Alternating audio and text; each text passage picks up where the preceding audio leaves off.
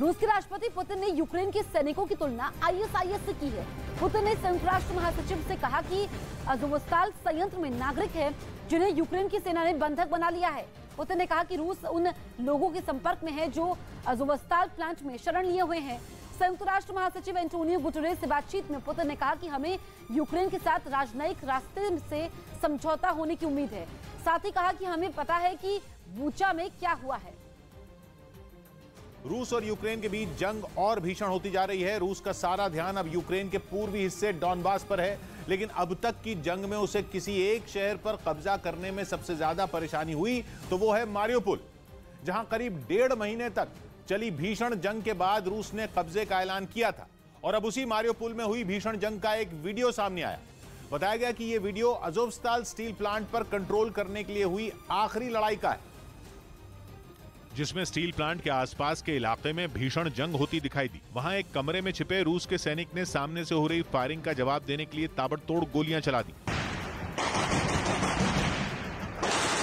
Plant में छिपे Ukraine के सैनिकों को ढेर करने के लिए वो रुक रुक कर जोरदार फायरिंग करता रहा।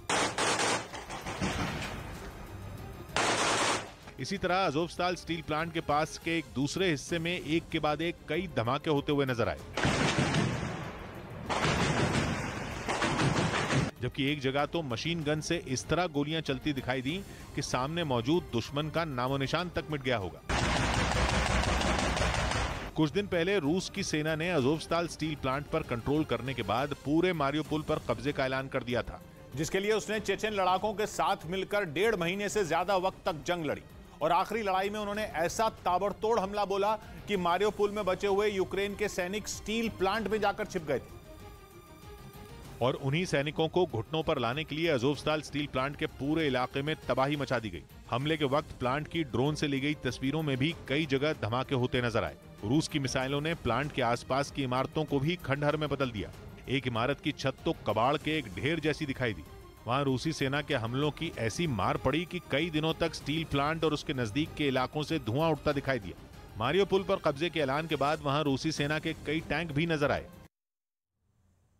कांग्रेस नेता दिग्विजय सिंह के बयान पर बीजेपी ने पलटवार किया। कांग्रेस महासचिव दिग्विजय सिंह के बयान पर बीजेपी का पलटवार।